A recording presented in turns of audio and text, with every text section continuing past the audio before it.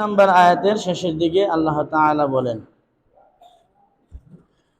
وَإِنَّ كَثِيرًا مِنَ النَّاسِ عَنْ آيَاتِنَا لَغَافِلُونَ।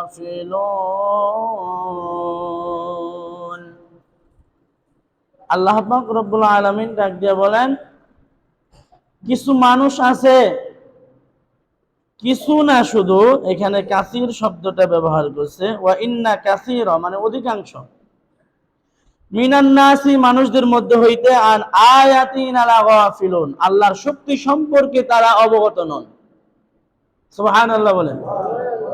কিছু মানুষ আছে, অধিকাংশ মানুষগুলোর মধ্যে অধিকাংশ মানুষই আল্লাহর শক্তি সম্পর্কে তারা অবগত নন, গাফেল থাকে, ভুলে যান যে আল্লাহ তাআলার কত শক্তি। কারণ আল্লাহ তাআলা যা ইচ্ছা তাই করতে পারেন। সুবহানাল্লাহ বলেন। ফাআলুল লিমা ইউরিদ, আল্লাহ বলেন আমি যা ইচ্ছা তাই করতে পারি, এই ক্ষমতা তোমাদেরকে দেই নাই, অতএব আমাকে ভয় করো, ভয় করার মতো ভয় করো, আর মুসলিম হয়ে যাও, আত্মসমর্পণকারী হয়ে যাও, মুসলমান না হয়ে কবরে আইসো না, আসলেই বিপদ। মুসলমান ইমানদার, একখানা আয়াত, যে আয়াতটা রাসূল আকরাম সাল্লাল্লাহু আলাইহি ওয়াসাল্লাম ফাতহুম মুবিনা, ফাতহুম মুবিন বলা হয় মক্কা বিজয়কে। মক্কা বিজয় যখন হয়ে গেল, রাসূল আকরাম সাল্লাল্লাহু আলাইহি ওয়াসাল্লাম যখন মক্কায় প্রবেশ করলেন, কাবার চত্বরে চতুর্পাশে ঘুরতেছিলেন, আল্লাহ রসুল অস্ত্র হাতে, হাতে ছিল ছুরি, আর 360টি মূর্তি সেখানে স্থাপিত ছিল। এই হাদিসটি আব্দুল্লাহ ইবনে মাসউদ রাদিয়াল্লাহু তাআলা বর্ণনা করেন, বুখারী শরীফের 2478 নম্বর হাদিস। রাসূল আকরাম সাল্লাল্লাহু আলাইহি ওয়াসাল্লামের সাহাবী হাদিসটি বর্ণনা করেন, আন আব্দুল্লাহ ইবনে মাসউদ রাদিয়াল্লাহু তাআলা আন ক্বালা দাখালা আন-নবী সাল্লাল্লাহু আলাইহি ওয়াসাল্লাম মক্কাতা ওয়া হাওলাল কাবাইনি 30 মিআতিন ওয়া 60 নুসবান ফাজআল ইয়াদউনুহা বিউদিন ফি ইয়াদিহি ওয়া জাআলা ইয়াকুল জাআল হক ওয়া জাহাকাল বাতিল ইলা আখিরিল আয়াত। যেরকম সুবহানাল্লাহ। রাসূল আকরাম সাল্লাল্লাহু আলাইহি ওয়াসাল্লাম মক্কা যেদিন প্রবেশ করলেন, ফাতহুম মুবিন যেদিন হয়ে গেল, আব্দুল্লাহ ইবনে মাসউদ রাদিয়াল্লাহু তাআলা নবীজির সাহাবী, শুধুই সাহাবী নয়, আব্দুল্লাহ ইবনে মাসউদ ছিলেন হইল খাদিমুর রাসূল। সুবহানাল্লাহ। রাসূলুল্লাহ সাল্লাল্লাহু আলাইহি ওয়াসাল্লামের একজন খাদেম। এমন খাদেম ছিলেন, হায়াতে মাসউদের মধ্যে বলেন, হযরত ইবনে মাসউদ রাদিয়াল্লাহু তাআলা নবীজির এমন খাদেম ছিলেন, শুধু ঘরের বাহির থেকে যখন ঘরের বাহির হইতেন, হুজরা মোবারক থেকে যখন বের হইতেন, তৎকালীন থেকে একদম যখন আল্লাহর রাসূল ওয়াশ হওয়ার জন্য, পরিষ্কার পরিচ্ছন্ন হওয়ার জন্য প্রাকৃতিক ডাকে সাড়া দিয়া যখন টয়লেটে প্রবেশ করতেন, তার আখান মুহূর্ত পর্যন্ত আব্দুল্লাহ ইবনে মাসউদ রাদিয়াল্লাহু তাআলা দাঁড়ানো থাকতেন। সুবহানাল্লাহ। গোসলখানায় যখন যাইতেন, তার বিবিরা গোসল করাইতেন, আব্দুল্লাহ ইবনে মাসউদ পর্দার আখানে, পর্দার বাহিরে গেটের সামনে দাঁড়ায় থাকতেন, আল্লাহর রাসূলের জামা মোবারক আগায় দিতেন, লুঙ্গি মোবারক আগায় দিতেন। এই রকম একজন সাহাবী হযরত খাদিমুর রাসূল ইবনে মাসউদ রাদিয়াল্লাহু তাআলা হাদিসটা বর্ণনা করে বলেন, আল্লাহর রাসূল যেদিন মক্কায় প্রবেশ করলেন, কাবা শরীফের চতুর্পাশে 360টা মূর্তি ছিল, রাসূলের হাতে ছুরি ছিল, এই ছুরি দিয়া কাবা শরীফের চতুর্পাশে ঘুরে আর সেই বাতিল অর্থাৎ মূর্তিগুলোর পেটের মধ্যে খুঁচাইতেছিল আর বলতেছিল কোরআনের আয়াত, জাআল হক ওয়া জাহাকাল বাতিল ইন্নাল বাতিলা কানা জাহুকা। সুবহানাল্লাহ। রাসূল আকরাম সাল্লাল্লাহু আলাইহি ওয়াসাল্লাম বলতেছিল, এসেছে সত্য আর বিলুপ্ত হয়ে গেছে মিথ্যে। সুবহানাল্লাহ বলেন। এসেছে সত্য, বিলুপ্ত হয়ে গেছে মিথ্যে। ইন্নাল বাতিলা কানা জাহুকা, আর বাতিল আর মিথ্যুক কাযযাব এরা ধ্বংস হওয়ারই। যেরকম সুবহানাল্লাহ। শেষে যে কথাটা বলেছেন আল্লাহ তাআলা এটা কোরআনের আয়াত রূপে রাসূলের কাছে পরবর্তী সময়ে নাজিল করে দিয়েছেন। সুবহানাল্লাহ। রাসূল কোরআনের কথাটাই, ওহী তখন আসে নাই, তখনও রাসূলের মুখ দিয়ে এই কথাটা বের হয়ে গেছে যে আসছে সত্য এখন, আর অচিরেই বিদায় নিল মিথ্যে, আর মিথ্যে ধ্বংস হওয়ারই। বাতিল কখনো টিকে থাকে না, কখনোই বাতিল টিকে থাকে না, ধ্বংস হয়ে যায়। সে যেই হোক, স্বৈরাচারী যে হবে সে ধ্বংস হবে। যেটা আমি বিগত 2 জুমা থেকে বলতেছিলাম মিস্টার ফেরাউনের কথা। ফেরাউন ধ্বংস হয়েছে না? ধ্বংস হয়ে গেছে, টিকাইতে পারে নাই। শুধু ধ্বংস হয়েছে নাকি, আল্লাহ তাআলা তার প্রতি ইঙ্গিত করে আরেকটু সুন্দর করে বলেন। যখন ফেরাউন ধ্বংস হচ্ছিল, পানিতে চুবান খাইতেছিল, তখন বলতেছিল যে আমি তো ঈমান আনছি, আনা মিনাল মুসলিমিন, আমি তো একজন মুসলমান, আমারে চুবাও কে? আল্লাহ তাআলা বলতেছিল আল আনা, এখন বলতেছ? অকদ আসাইতা ক্বাবলু ওয়া কুনতা মিনাল মুফসিদিন, তুমি কিসের মুসলমান, কিসের আত্মসমর্পণকারী? তুমি হইলাম সন্ত্রাসী, ফাসাদকারী, রক্তচোষা বেঈমান। নাউযুবিল্লাহ বলে। এই কথা কে বলতেছিল? আল্লাহ তাআলা বলতেছিল।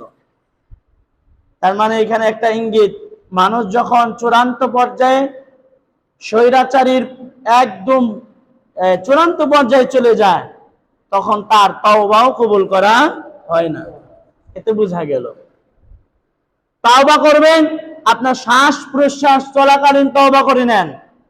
আজরাইল এসে পড়ছে, তখন আপনি কইবেন আস্তাগফিরুল্লাহ রাব্বি মিন কুল্লি যামবি, আল্লাহ তাআলা এই কথা নেবেন না, আপনার তাওবা কবুল করবেন না। রাসূল বলেন তোমার জন্ম থেকে নিয়ে শুরু করে মৃত্যুর গড়গড়ি আসার আগ পর্যন্ত তওবার দরজা আল্লাহ তাআলা খোলা রেখেছেন। সুবহানাল্লাহ।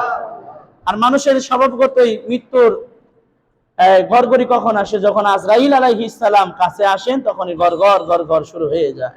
সুবহানাল্লাহ বলেন। আর তখন মানুষের তওবা কবুল হয় না, সেটা আল্লাহ তাআলা গ্রহণ করে না। এই কথাটা আল্লাহ তাআলা সরাসরি কোরআনের মধ্যেই ইঙ্গিত দিয়া মিস্টার ফেরাউনকে দৃষ্টান্ত রেখে এটা আল্লাহ তাআলা উল্লেখ করে দিয়েছেন। বর্তমানেও যারা চূড়ান্ত পর্যায়ে বেয়াদবি করে ফেলবে, দুষ্টামি করে ফেলবে, এদেরকেও আল্লাহ তাআলা ক্ষমা করবে না। যতই বলো যে আমার ভুল হয়েছে, ক্ষমা চাই বা এই চাই, আল্লাহ তাআলা ক্ষমা করবেন না। সুবহানাল্লাহ। এটা পুরোপুরি কোরআনের কথা। এটা কিসের কথা? কোরআনের কথা। শুধু তাই বলেন নাই, আল্লাহ পাক রব্বুল আলামিন আরো বলেছিল সেই দিন। কেমন বলেছিল? আল্লাহ বলেন ফালইয়াউমা নুনাজ্জিকা বিবাদানিকা লিতাকুনা লিমান খালফাকা আয়াতা। সুবহানাল্লাহ। আল্লাহ বলেন ফালইয়াউমা, অতঃপর আমি আজকে থেকে অনুনাজ্জিকা বিবাদানি, তোমার বদনকে আমি হেফাজত করব। সুবহানাল্লাহ বলেন। সব উদ্দেশ্যে সামনে আসেন। তোমার এই বাবু একটু সাইড দাও। আল্লাহ বলেন শুধু মাত্র তোমাকে আমি ধ্বংসই করব না, মেরেই দিব না, তোমার বদনকে আজকে থেকে আমি হেফাজত করার দায়িত্ব নিলাম। সুবহানাল্লাহ বলেন। কেন বদনকে হেফাজত করার দায়িত্ব নিলাম? লিতাকুনা লিমান খালফাকা আয়াতা, আয়াতের একটা নিদর্শন হয়ে থাকবে। তোমার মতো স্বৈরাচার যারা হবে পৃথিবীর শেষ খান মুহূর্ত পর্যন্ত, তাদের জন্য শিক্ষা হিসাবে থাকবে। সুবহানাল্লাহ বলেন। কি হিসাবে থাকবে? শিক্ষা হিসাবে থাকবে। যে যারা স্বৈরাচার হবে, মানুষকে কষ্ট দিবে, আল্লাহর ধর্মের বিপরীত কিছু আনবে, তো তাদের রেহাই নাই, এইভাবেই তারা ধ্বংস হয়। আল্লাহ তাআলা এই কথাটা ইঙ্গিত রেখেছেন। বর্তমান বিজ্ঞানও সেটা প্রমাণ করেছে। সেই প্রায় 8,000 5,500 বছর 5,500 বছর আক্ষণ মুহূর্ত থেকে এই পর্যন্ত মিস্টার ফেরাউনের লাশ আল্লাহ তাআলা অক্ষত রেখেছেন। সুবহানাল্লাহ বলেন। যে দেখে আসো গিয়ে ফেরাউনের কি হাল হয়েছে। এবং আল্লাহ রাব্বুল আলামিন, আমি যে কথাটা শেষে বলেছিলাম সেই কথা বলেন, আল্লাহ তাআলা বলেন, ওয়াইন্না কাসীরাম মিনান নাসি আন আয়াতিনা লাগাফিলুন। আমি এই জন্য তোমার বডিকে হেফাজত করব। শোনো, মানুষদের মধ্যে হইতে অধিকাংশ মানুষ আছে যারা আমার শক্তি সম্পর্কে অবগত নয়। তারা ভুলে যায় আমার শক্তির চাইতে, দুনিয়ার সমস্ত পরাশক্তির চাইতে মহান আল্লাহ তাআলার শক্তি হইল নিধর। সুবহানাল্লাহ। এই কথা ভুলে যায়, তাদেরকে আমি স্মরণ করাই দেওয়ার জন্য তোমার বডিকে আমি হেফাজত করব। সুবহানাল্লাহ বলেন। শুধু ফেরাউন নয়, পৃথিবীর শুরু থেকে শেষ পর্যন্ত বা এই পর্যন্ত যত স্বৈরাচার হয়েছিলেন, আল্লাহ তাআলা তাদেরকে বিদায় করে দিয়েছিলেন অপমান অপদস্থ করে। সুবহানাল্লাহ বলেন। আল্লাহ বলেন, আমি যা সিদ্ধান্ত নেব সেটাই বহাল থাকবে, আর কোন সিদ্ধান্ত আল্লাহর ব্যতি রেখে কোনটাই বহাল থাকবে না, ধ্বংস হয়ে যাবে। আল্লাহ সিদ্ধান্ত নিয়েছিল ইব্রাহিম আলাইহিস সালামকে এই দুনিয়াতে প্রেরণ করবে। নমরুদ বাধা দিছিল। বাধা দিছিল কে? নমরুদ বাধা দিছিল। এটাও কোরআনের কথা। আয়েশা ঘোষণা দিল, দেখেন নমরুদ তো কত বড় নমরুদ, ফেরাউন তো নমরুদের সামনে কিচ্ছু না। কারণ পৃথিবীতে 4 জন শাসককে আল্লাহ তাআলা পুরা পৃথিবী শাসন করার ক্ষমতা দিয়েছিল। সুবহানাল্লাহ বলে। কয়জন? 4 জনকে। 2 জন হলো মুসলিম আর 2 জন হইল এরকম স্বৈরাচার। মুসলিমদের মধ্যে একজন হইল আমাদের নবীদের উত্তরসূরি, নবীদের মিসাল হযরত সাইয়্যিদিনা সুলাইমান আলাইহিস সালাম, যাকে আল্লাহ তাআলা পুরা পৃথিবী ভ্রমণ করার শক্তি দিয়েছিলেন। সুবহানাল্লাহ বলেন। তাকে একটা তক্তা দিয়েছিল, যে তক্তার মধ্যে বসে পুরা পৃথিবী ভ্রমণ করেছেন, হাওয়ায় চলছে। সুবহানাল্লাহ, কোনো ইঞ্জিন লাগে নাই। আর ছিল যেটাকে বলা হয় আলেকজান্ডার, কোরআনের ভাষায় বলা হয় জুলকারনাইন, আর বাদশাহ ইস্কেন্দার। ব্যাগ ঘুরে ফিরে একজনেরই নাম। ইনাকে আল্লাহ তাআলা পুরা পৃথিবী ভ্রমণ করার ক্ষমতা দিয়েছিল। শুধু একবার 2 বার না, পৃথিবীতে 6 বার উনি ভ্রমণ করেছিলেন। সুবহানাল্লাহ। মাশরিক থেকে মাগরিব, শিমাল থেকে জুনুব। কি দিয়ে? আল্লাহ তাআলা তাকে মুজিজা স্বরূপ একটা ঘোড়া দিছিল। এই ঘোড়াটা প্রত্যেক 1 লাফে 12,000 মাইল অতিক্রম করত। সুবহানাল্লাহ। 1 লাফ দিত, 12,000 মাইল অতিক্রম করত। এই ঘোড়া দিছিল। 6 বার পৃথিবীটা ভ্রমণ করেছে। সেও তো চলে গেছে।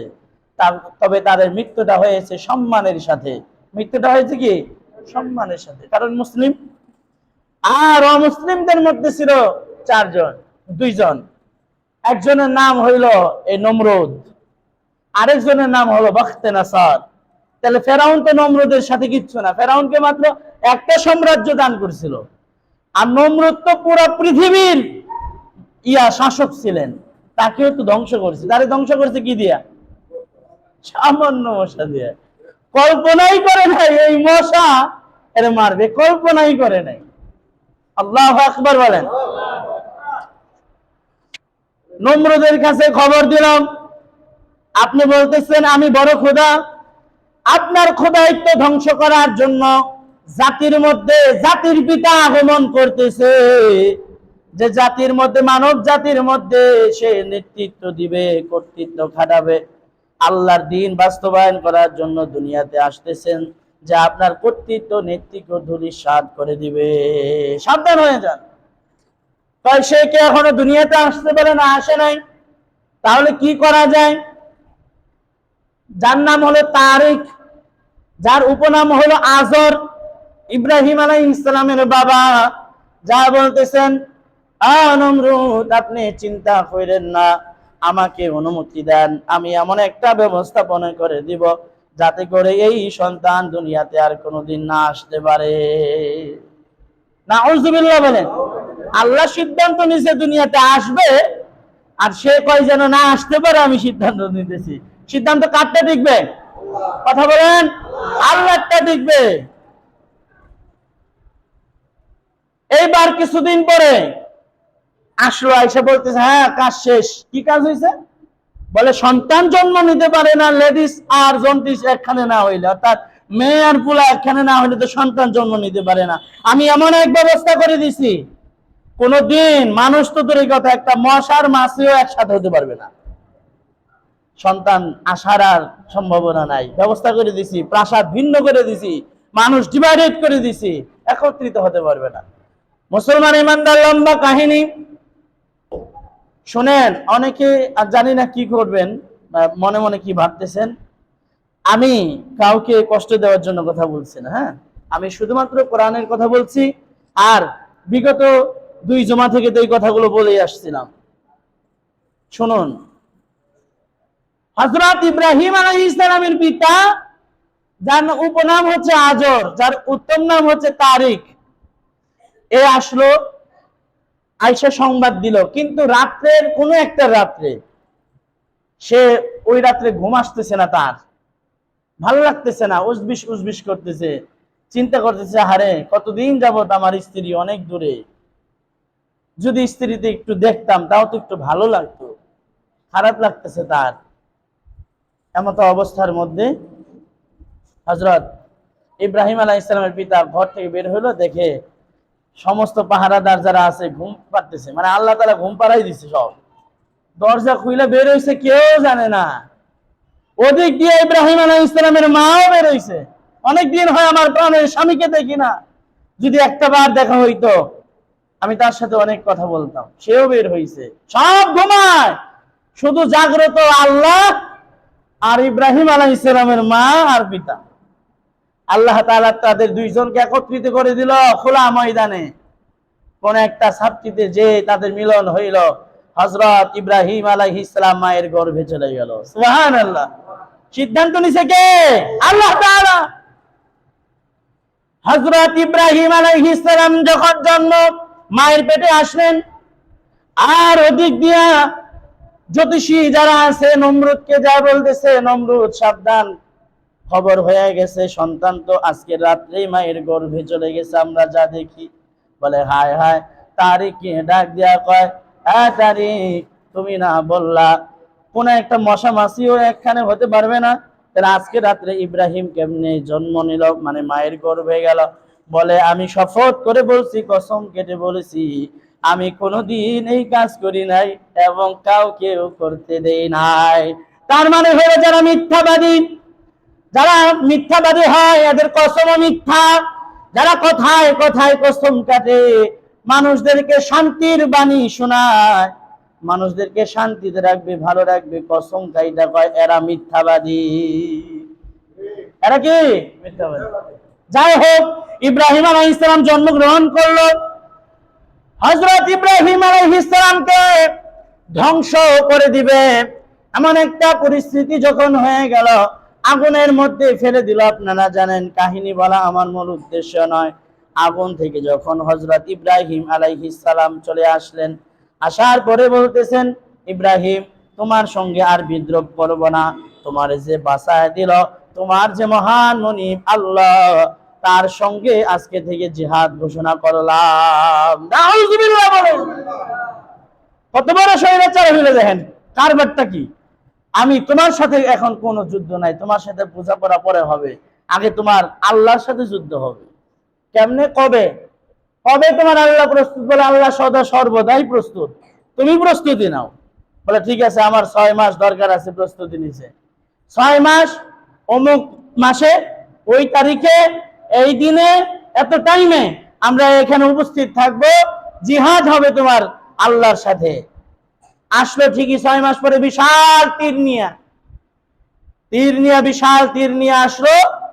এরপরে হযরত ইব্রাহিম আলাইহিস সালাম আসলো। ইতিহাসের কিতাবে লেখে, একটা মরা খেজুর গাছ, যেটা মাথা ছিল না, এর মধ্যে ঢেলান দিয়ে হযরত ইব্রাহিম আলাইহিস সালাম দাঁড়ায় রইছে, আর এদের হাস্যকর কাহিনী দেখে দেখে হাসতেছে। আর কামটা করে কি দেখো, আল্লাহর জন্য বিশাল তীর বানাই লইছে, আল্লাহরে মারবো। কি আশ্চর্য! বলে তাই নাকি? বলে হ্যাঁ, তীর বানায় নিয়ে এসেছি। তোমার আল্লাহ কোন দিকে আছে কও? বলে আল্লাহ মাহফিস সামাওয়াতি ওয়াল আরদ, সর্বত্র আসমান ও জমিন সব জায়গায় আল্লাহর নজর আছে। অর্থাৎ তুমি যেদিকে ছুড়ো ওদিকে আল্লাহ আছে, টেনশন নাই। বলে ঠিক আছে। বলে তাহলে তোমার আল্লাহরে মারতে কও। বলে ইসলাম কখনো কাউকে আগে আঘাত করে না, আঘাত প্রাপ্ত হইলে এরপর আঘাত করে। সুবহানাল্লাহ বলেন। ইসলামের শিক্ষা কি? কাউকে আঘাত, কষ্ট দেওয়া, আঘাত দেওয়া। তবে যদি চূড়ান্ত পর্যায়ে কাউকে আঘাত করা হয়, সেটা প্রতিহত করা, এটা ইসলামের এক নৈতিক দায়িত্ব। সুবহানাল্লাহ বলেন। তুমি আগে মারো আল্লাহরে। বলে ঠিক আছে। তীরটা মেরে দিল। তীরটা আসমানের দিকে যাইতেছিল। আল্লাহ তাআলা বললেন জিবরাইল তীরটারে ধর। ওমাকারু ওমাকারাল্লাহ ওয়াল্লাহু খায়রুল মাকিরিন। মাকর যারা হবে, ষড়যন্ত্রকারী যারা হবে, এদের চাইতে, এদের পরিকল্পনার চাইতে চূড়ান্ত এবং প্রখর শক্তিশালী পরিকল্পনা হলো মহান আল্লাহ তাআলার। সুবহানাল্লাহ। এটা আমি দেখাই দিতেছি। ধর। ধরছে। আল্লাহরে যে মারছে, ওই কিছুক্ষণের জন্য একটু আনন্দ করো। যাও সমুদ্রে, মাছের কাছে যাও, বলে আল্লাহ রক্ত চাইছে। কে রক্ত চাইছে? আল্লাহ রক্ত চাইছে। যাও। রক্ত চাওয়া হলো। বললো না, আমি রক্ত দিতে পারি, তবে আমাকে অনুসরণীয় করে রাখতে হবে। তখন মাছ খাওয়া জায়েজ ছিল না। তখন মাছ খাওয়া কি ছিল না? জায়েজ ছিল না। অতঃপর আমাকে যেন মানুষ খায়, মানুষ যেন আমাকে দেখলে লুভে পড়ে, এই জন্য যত বড় লোকই হোক, রাস্তা পার দিয়ে যখন যায়, ওই তৃপ্তি পানি কাঁথার মধ্যে নাড়তেছে, এরপর একটু দাঁড়ায় দাঁড়ায় দেখে লুভে পড়ে কেউ কাঁথার মধ্যে নেমে যায়। মাছের প্রতি একটা লোভ, আকর্ষণ আল্লাহ তার মানুষকে দিয়ে দিয়েছে মাছের কথায়। সুবহানাল্লাহ বলেন। বলে হ্যাঁ, মাছের কথা সিদ্ধান্ত হয়ে গেল রক্ত।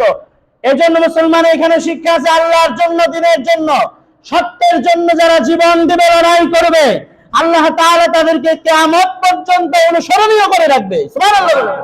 অনুসরণীয় করে রাখবে, তাদের ধ্বংস হবে না, তাদেরকে আল্লাহ তাআলা টিকায় রাখবে। সুবহানাল্লাহ। মানুষের অন্তরে অন্তরে, মানুষের মুখে মুখে, চোখে চোখে, ভালোবাসায় ভালোবাসায়। সুবহানাল্লাহ। মাছের রক্ত আগার মধ্যে, মানে ওই তীরের আগার মধ্যে বাজা যখন ছেড়ে দিল, যখন দেখলো তরবারিটা, মানে ধনুকটা একেবারেই, তীরটা একেবারেই রক্তাক্ত হয়ে মাখিয়ে আছে, এবার উল্লাস করা শুরু করে দিল। নমরুদের জয়ধ্বনি দেওয়া শুরু করে দিল। ইব্রাহিম আলাইহিস সালাম এই কাহিনী দেখেও আর মিটমিটায় হাসে। কি আশ্চর্য! আল্লাহরে বলে মারছে, এটা কি আশ্চর্য কথা! এ তো আরেক বোকামি করতেছে। এখনো সময় আছে, নমরুদ, আত্মসমর্পণ করো। আর আত্মসমর্পণ তোমার কাছে করব? তোমার রব নিয়ে গেলে দিচ্ছে। আউযুবিল্লাহ বলেন। কই তোমার সৈন্যরা আসলো না দেখি? বলে আল্লাহ সৈন্য ওই যে আসতেছে। ঝাঁকে ঝাঁকে মশা গুলো আসতেছিল। মশা যখন আসে, এবার তরবারি রেডি করছে, মশার সঙ্গে যুদ্ধ করবে। বলেন মশার সাথে তরবারিতে কাম হইব? আসলো, আইসা এক একটারে ধোমালে কামড়ান শুরু করে দিল, সব ফালাইয়া উড়ি বাবারে উড়ি মারে করে থাপড়া থাপড়ি করে ওইখানে নিজেরাই শেষ। নমরুদ দেখলো অবস্থা তো বেগতিক, এখানে আর থাকা যাইতেছে না। দৌড় দিছে। ওদিক দিয়ে আল্লাহ তাআলা এক মশা রেডি রাখছে, যার হলো ন্যাংরা, একটা পাখা ছিল না তার। আল্লাহকে বলছে, আল্লাহ এত ভিড়ে যদি আমি যাই, তাহলে তো আমি শেষ। অতএব আমি এখানে থেকে এই যুদ্ধে অংশগ্রহণ করতে চাই। বলে ঠিক আছে, এইখানেই থাকো, তুমি ধরবা বড়টারে, আইতাছে, তুমি এখানে অপেক্ষা করো, আমি নিয়ে আসতেছি। আল্লাহ তাআলা ঘুরায় ঘুরায় সেই মশার সামনে যখন নিয়ে আসলেন, নমরুদা আসতেছিল, আর মশা ভিং করে এক পাখায় সমস্ত শক্তি খাটায়া নমরুদের নাক দিয়ে প্রবেশ করে সরাসরি ব্রেনতে আঘাত করা শুরু করে দিয়েছে। সুবহানাল্লাহ।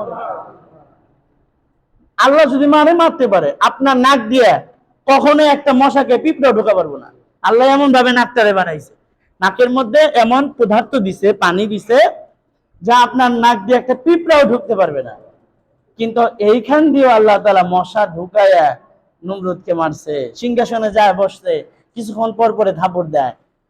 যা বলে, কি ব্যাপার, আপনি এমন করতেছেন কেন? কিছু যেন কামড়াইতেছে, মাথার মধ্যে খুব যন্ত্রণা করতেছে, থাপড়া থাপড়ি করতেছে। মানুষ দেখলে তো খারাপ বলবে, নিজে নিজে থাপড়ান, কেমন দেখা যায়। কামলা রেডি কর। কামলা কেন রেডি? ও আমারে থাপড়াইব। আল্লাহু আকবার বলেন। কামলা রেডি কর, ও আমারে থাপড়াইব। নিজের বাহিনী নিজেকে এবার থাপড়ান শুরু করে দিল। বসে আছে, থাপড়া থাপড়ি করে কতক্ষণ কাম হয়। মোটা এক লোহার নিয়ে আসছে দরজার কপাট, আয়নায় এক ঢিং দিয়ে বাড়ি মারছে। ঢিং দিয়া নমরুদ সিংহাসন থেকে পড়ে গেল, মাথা ভেঙে দুইটা ভাগ হয়ে গেল, ন্যাংরা মশা বের হইয়া উড়াল দিয়ে চলে গেল। সুবহানাল্লাহ বলেন। এটা হলো নিদর্শন, এটা হলো কোরআনের শিক্ষা। এজন্য উদারত আহ্বান জানায় বলছি, বর্তমানে দেখেন, আগে স্বৈরাচার যারা ছিল এরা ধ্বংস হয়েছে, বর্তমানে যারা গেল, এই আমাদের বিগত প্রধানমন্ত্রী সে স্বৈরাচারের পর্যায়ে চলে গেছিল, সাধারণ মানুষগুলোরে নেতা নেত্রীগুলোরে আঘাত দিয়ে গেছে, তাই না, কষ্ট দিয়ে গেছে। এত বড় স্বৈরাচার ছিল, এটা ধ্বংস করেছে। ভবিষ্যৎ পরিকল্পনায় সামনে যারা স্বৈরাচার হবা, যারা এইভাবে যে আমরা তো আওয়ামী লীগ বিদায় করছি, অমুক বিদায় করছি, তমুক বিদায় করছি, আমরা ক্ষমতা আইতেছি, আমরা এটাম করবো, এই করবো, এই করো, তোমাদেরও খবর আছে, তোমাদেরও কি আছে, খবর আছে, সাবধান। পরবর্তীকালে কখনো এরকম করা যাবে না। ভাই ভাই সম্প্রীতি, ভালোবাসা, উদারতা। আর যেটা সব সময় বলা হয়েছে আমাদের আমিরে হেফাজতের পক্ষ থেকে, আমিরে খেলাফত মজলিসের পক্ষ থেকে, এবং বিভিন্ন পীর মাশায়েখ বুজুর্গানে দ্বীন অনেক কথা বলেছেন, যেটা যে আমরা ভাই ভাই সম্প্রীতি বজায় রাখবো, ঠিক কিনা, কথা বলেন না কেন? ভাই ভাই সম্প্রীতি বজায় রাখবো, কেউ কারো প্রতিদ্বন্দ্বী হব না, কেউ কাউকে কষ্ট দেব না, কেউ কাউকে কষ্ট দেব না, কেউ কাউকে খুঁচা দিয়ে কথা বলবেন না, কেউ কাউকে আঘাত করবেন না। আর মনে করবেন আমি বিএমপি বা আমি অমুক, আমি তুমুক, মিয়া তুমিও তো এরকম দলে চলে গেছিলে গা বিপদে পড়ে। অতএব পরিস্থিতি বলে দেয় সময়ের কথা, অতএব এরকম করা যাবে না। সবাই সবার মতো থাকেন। আমরা আমাদের এই দীর্ঘ 9 মাস যুদ্ধ করে লক্ষ প্রাণের বিনিময়ে যে সোনার বাংলাদেশ পেয়েছি, লাল সবুজের পতাকা আমাদেরকে যে বীর সৈনিকরা দিয়েছে, এবং ভাষা আন্দোলনে যারা শহীদ হয়েছে, যারা আমাদেরকে মাতৃভাষায় কথা বলার জন্য শিখিয়েছে, এবং এই পর্যন্ত আজকেও যারা মানুষের স্বাধীনতা এনে দিল, মানে বাক শক্তি এনে দিল, এখন মানুষ মনের ভাষায় কথা বলতে পারে, এদের থেকে শিক্ষা নেয়া, এদের প্রতি শ্রদ্ধাঞ্জলি এনে আমরা আমাদের সামনের দিনগুলোকে সুন্দরভাবে পরিচালিত করব। আমাদের দেশকে সোনালী রূপে আমরা সুউচ্চ মাকামে পৌঁছাবো। জাতিসংঘ সহকারে সমস্ত বড় বড় রাষ্ট্রকে আমরা দেখাই দিতে চাই আমরা কেউ স্বৈরাচার নই, আমরা কেউ প্রতিদ্বন্দ্বিতায় প্রতিশোধে বিশ্বাসী নই, আমরা সকলেই ভাই ভাই একত্রে থেকে আমাদের সোনার বাংলা গড়তে চাই, ইনশাআল্লাহ বলেন। আল্লাহ পাক রব্বুল আলামিন আমাদের সকলকে তৌফিক দান করেন, সকলে বলেন আমিন।